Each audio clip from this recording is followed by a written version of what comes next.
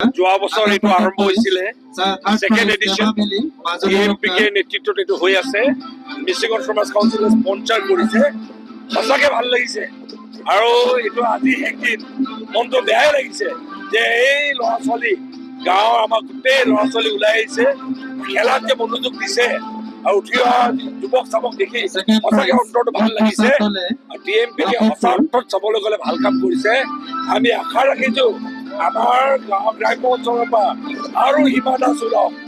আৰু লভলীনা ওলাওক আমাৰ জাতিটোৰ নাম কৰক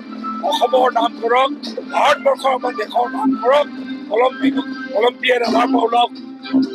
এছিয়ান গেমছ ৱৰ্ল্ড চেম্পিয়ন আমাৰ পৰা ওলাওক আৰু এইবাৰ আৰম্ভণিৰ দিনা অপেনিং চেৰিমনিৰ দিনা লাভলীনা বৰগোহাঁই আমাক অলিম্পিক মেডেলিষ্ট আহিছিলে উৎসাহ দিবলৈ আৰু আজি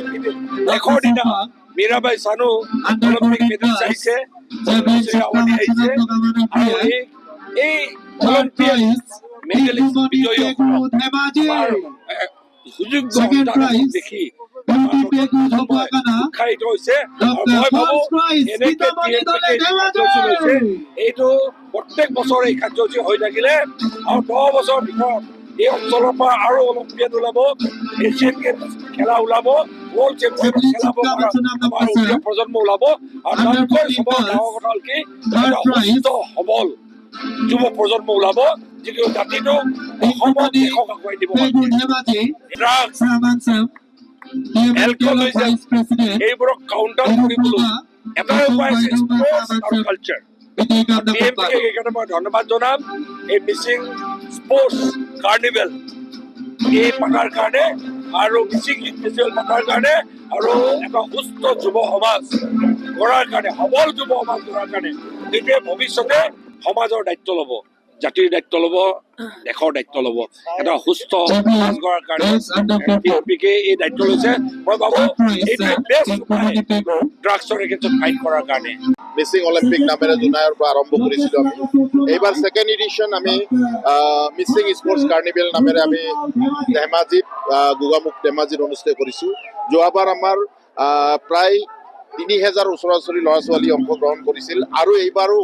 তাতকৈ বেছি প্ৰায় 3500 ল'ৰা ছোৱালীয়ে এইবাৰ খেলুৱৈ এইবাৰ অংশগ্ৰহণ কৰি যি আমাৰ লক্ষ্য উদ্দেশ্য আছিল যে আমি গাঁৱৰ পৰা ল'ৰা ছোৱালীবোৰক ৰাষ্ট্ৰীয় আন্তঃৰাষ্ট্ৰীয় প্ৰেক্ষাপটত আমি খেলত আমি তেখেতসকলক প্লেটফৰ্ম দিয়াৰ কথা আমি চিন্তা চৰ্চা কৰিছোঁ সেই প্লেটফৰ্মলে আজি যি উৎসাহেৰে আমাৰ লগত যি ডিএমপিকে লক্ষ্য উদ্দেশ্যত তেখেতসকলে অংশগ্ৰহণ কৰিছে নতুন প্ৰজন্মই অংশগ্ৰহণ কৰিছে সেইটোৱে আমাৰ কাৰণে এটা ডাঙৰ